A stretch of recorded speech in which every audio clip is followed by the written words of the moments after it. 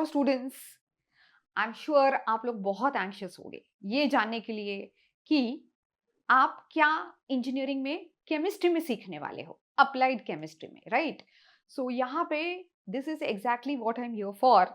मैं यहाँ पे एक्सप्लेन करूंगी आपको कि आपको केमिस्ट्री में क्या क्या सीखने मिलने वाला है, ठीक है? सो पहली बात तो we are going to talk about the Poona university.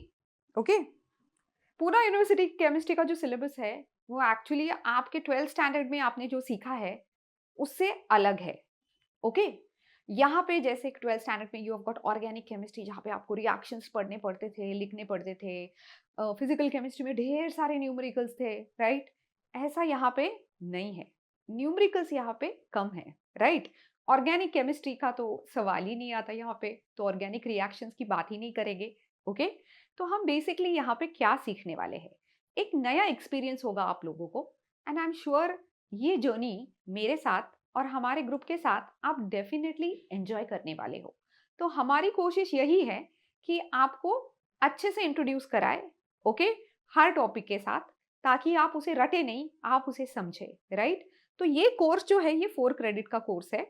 And you by now you all know that the present syllabus divides it into 30 marks for CCE, and for the end semester is 70 marks, and then you have got something new to do, that is the teamwork, which is 25 marks.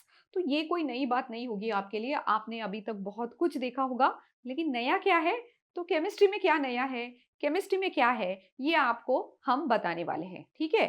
So basically we are just going to talk about कि ये जो course है इसमें आप पहले इसके objectives क्या है, ठीक है? तो बेसिकली यहाँ पे आपको इंट्रोडक्शन मिलेगा वाटर का, क्योंकि इंडस्ट्री में वाटर बहुत यूज होता है, इंडस्ट्री में पॉलीमर बहुत यूज होता है, ये सारे।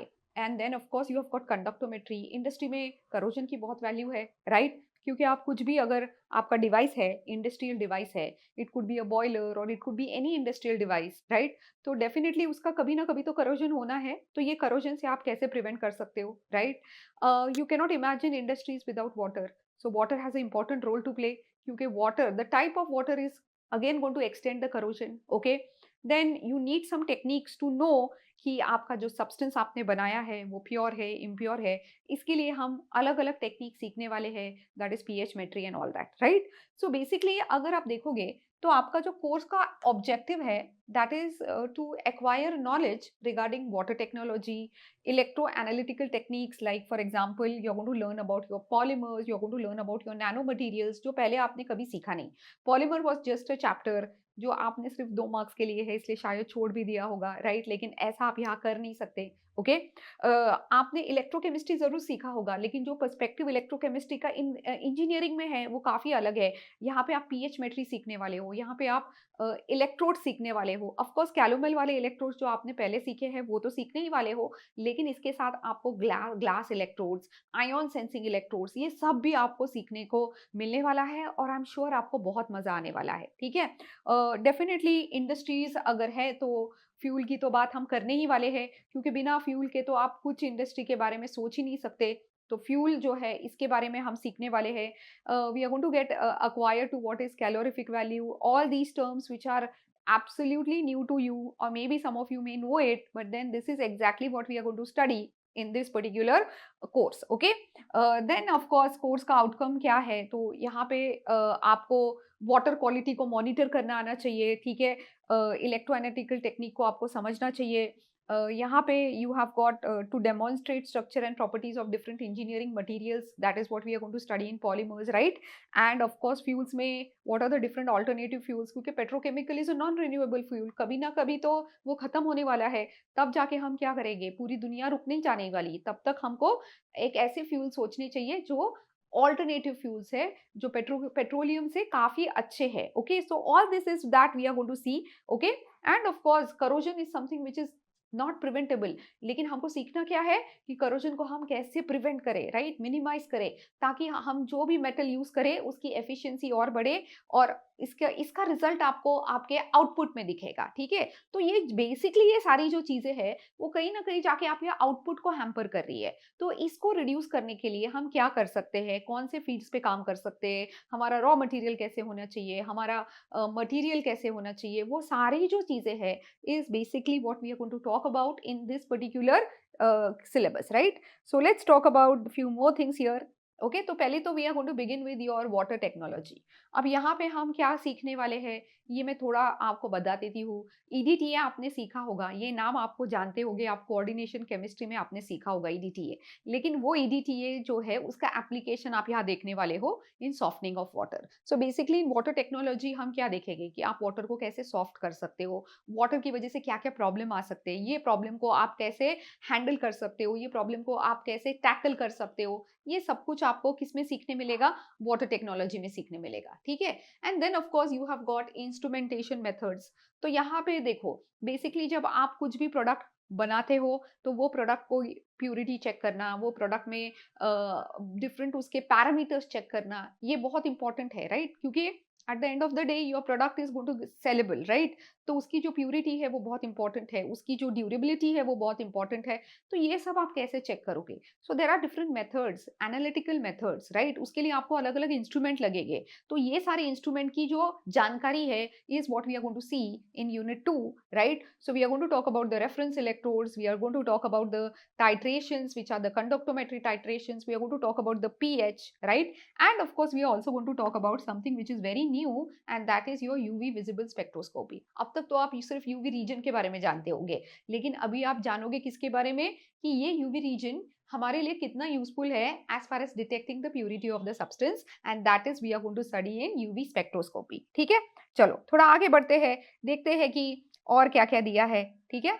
तो यहाँ पे अगर आप बात करोगे so we are going to talk about some engineering materials, right. So the material that we use has a very important role to play, okay. तो यहाँ पे हम कुछ इंजीनियरिंग मटेरियल्स की बात करेंगे, स्पेशली हम पॉलीमर्स की बात करेंगे। एंड वी ऑल नो कि पॉलीमर्स जो है वो कितने प्रॉब्लमेटिक हो सकते हैं, बिकॉज आज आप घर से बाहर निकलो आपको जहां नहीं वहां पॉलीमर दिखने मिलेगा, इजंट इट। तो इस पे हम क्या इसका क्या इलाज हो सकता है, राइट। क्या हम पॉलीमर यूज करना बंद करेंगे? बिल्कुल नहीं, क्योंकि it's become a part of a day to day life. So हम ऐसा पॉलीमर बनाएंगे जो ज्यादा ड्यूरेबल हो, जो रिसाइक्लेबल हो, जो बायोडिग्रेडेबल हो, राइट। जो हमें अलग अलग चीजों में काम आता है, राइट। उसके लिए हम उसकी एफिशिएंसी बढ़ाएंगे। All that is what we are going to see in advanced engineering materials, where we talk about polymers which can be conducting polymers, right, which can be biodegradable polymers. We are going to talk about thermoplastic polymers, thermosetting polymers. ये सारी चीजें आप word सुन रहे हो लेकिन यहाँ पे आपको एक्चुअली उसका फील मिलने वाला है, ठीक है। Then of course we are going to talk about the new thing that is your nano material, जिसका सिर्फ एक पैराग्राफ इंट्रोडक्शन था आपके लास्ट इसमें, राइट। यहाँ पे we are going to see a little bit in detail, we are going to talk about graphene, right, which is again example of nano material. And we are going to talk about something new which is the quantum dots. तो ये सारी चीजें जो है हम देखने वाले हैं।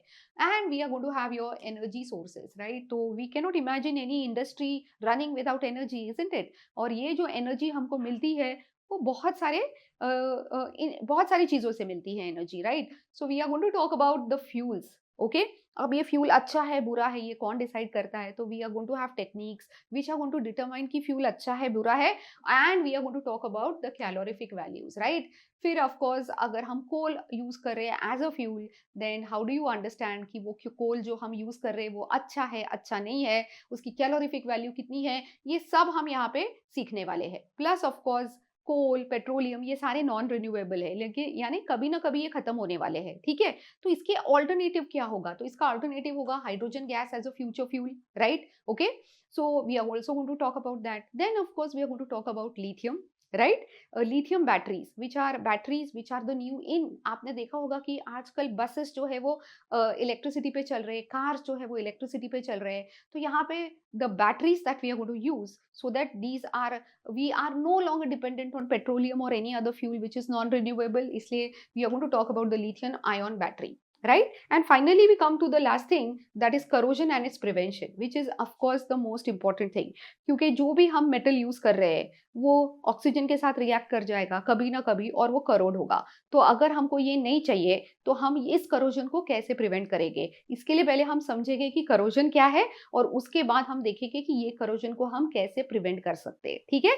सो that these are all the few things, right. We are going to talk about the cathodic protection, we are going to talk about the anodic protection, we are going to talk about the coating that you can give on the metal so that it is prevented from corrosion, right। we are going to talk about dry corrosion, ये wet corrosion, ये सारी चीजें हम किस में देखने वाले हैं, corrosion and its prevention में देखने वाले हैं, ठीक है। so this is in short the syllabus। जितना मैंने इस जर्नी को एंजॉय किया है, आई एम श्योर आप भी इस जर्नी को उतना ही मेरे साथ एंजॉय करोगे, and that will definitely get reflected in your pointers or in your marks or in your grades, whatever, okay।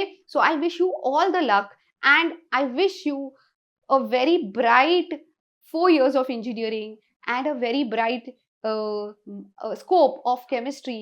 You hopefully you understand everything, and hopefully that gets reflected in the marks, okay। so wishing you, let's begin our journey together and understand the subject more properly and enjoy the subject with each other. Thank you.